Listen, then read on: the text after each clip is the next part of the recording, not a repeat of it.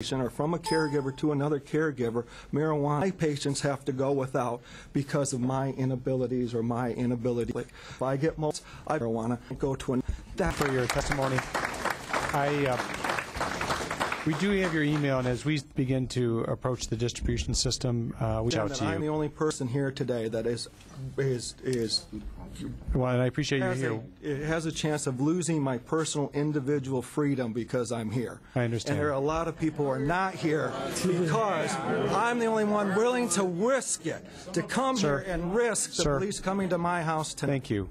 I understand. Sir? Thanks, Shane. I'm a caregiver. 2000, I really not really because I thought it was a great way to legally get it and not get in trouble. So I did that. I went to my primary care doctor at the time, and he wouldn't sign the endorsement for the marijuana card. So I found Ed, comment would have been a pot doc. I got a card and I started growing marijuana. It takes a couple of years to really, get it. So it's not something that happens very quickly. And I consider myself pretty technically competent, and it took me a while. So, long story short, I really have a great reason for a card, an endorsement. I had cancer 4 times previous to this event, which was last March. This was all going down. When I came up with cancer again, with no Blue Cross card, no ways to get it fixed. I'd already had cancer 4 times, and the doctors never. So I got with something I'm not free, which to this trans issue, and I got marijuana. It did make me feel better. It got me here today. 2 out of 3 of you will die from it. So I suggest you get out of our way and let us do nothing that you're. I would now. Thank you. Thank you.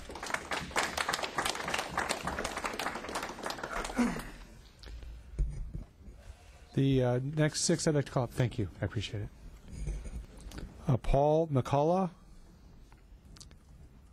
Henry James, Sue Williamson. Henry James spoke. I'm sorry, we were working off a call-in list plus cards that were turned in, so I apologize when we do have some duplicates. No. McCullough, Sue Williamson, Craven, Randy Lalone or Lalone, Kenneth Gibson. So I'm on your call-in list, and I gave. Okay, thank you. Please proceed. I'm Sue Williamson. I'm here for my husband, Representative Graves. I wanted to let you know my husband has never been a veteran, and his health files are about like this thick. If I went to another doctor, that would cost me a fortune. And I see no reason why my husband's primary doctor could not write a simple letter of diagnosis, verify the second simple. And the other reason why I'm here, moved to the neighborhood that we did so that we could be, and if they change the law to 1,000 feet, I am within 1,000 church and sacrifice my husband. He lives 1,000 feet and he attends. Find that horrible. And I'm going to my husband. This will not save him. Get it to the point where he leaps. He has reduced his bike and comfortable. And this allows that. And say. Here.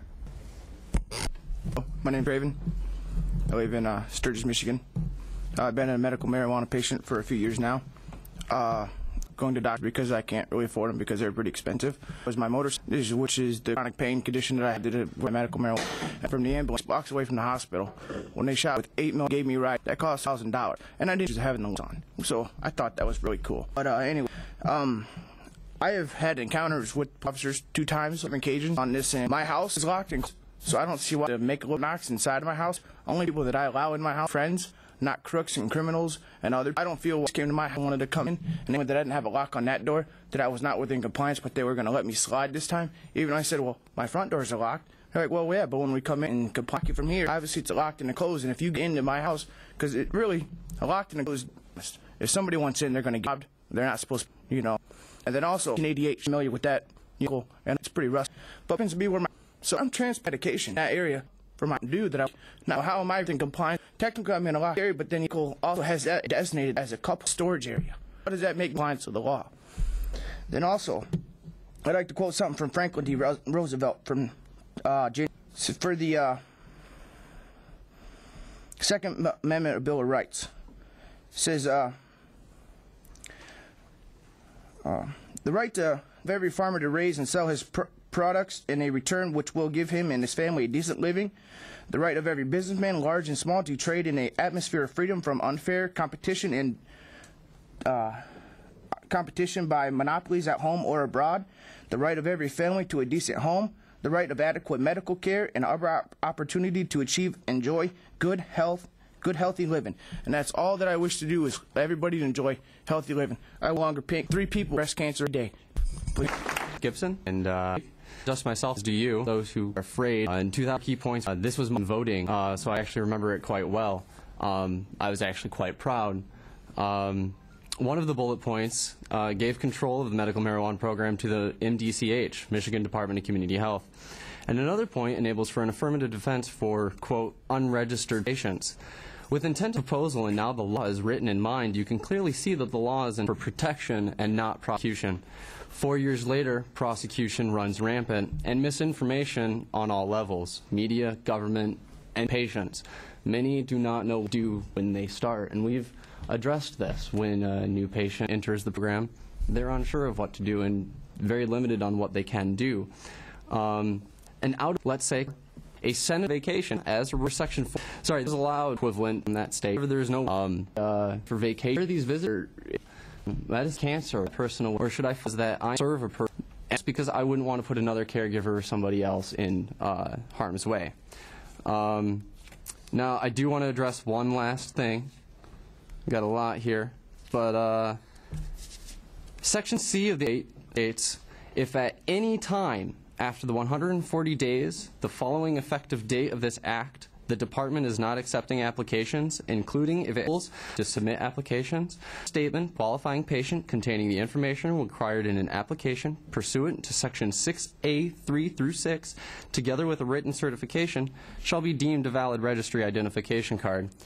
Department, as many of you know, is actually defined as the MDCH.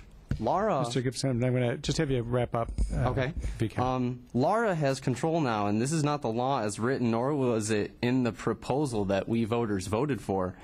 And if I recall, people's initiatives must be voted for the intent of them as well as the intent of the towns.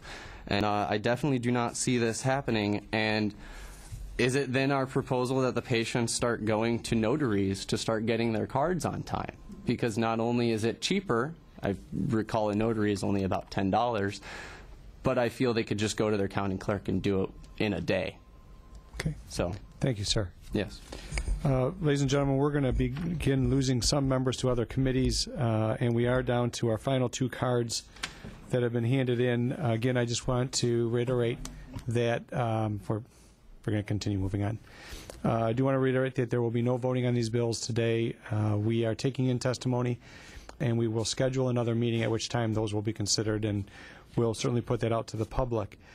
With that, I'd like to call up Lori Cassell and Kyle Brockschmidt.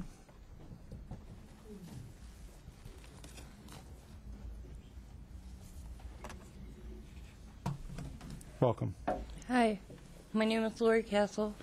Right now I'm dealing with stage 2 breast cancer, and I'm terrified. I start chemo in 2 weeks, and I'm a medical marijuana patient. I can't find the medicine I need to cure the aches and pains I have, because all our dispensaries and stuff are shut down. Another thing is, I'm a recovering addict. And for those that don't know, it does work for some of us. Like, I was addicted to crack for probably 5 or 6 years, and I've been clean off it for 10 years because of the medical marijuana. It works. And I work with other recovering addicts that I use the same thing because I know it works. And a lot of us say that that is the last step in the stages of our recovery. Joining us today, wish to stand adjourned.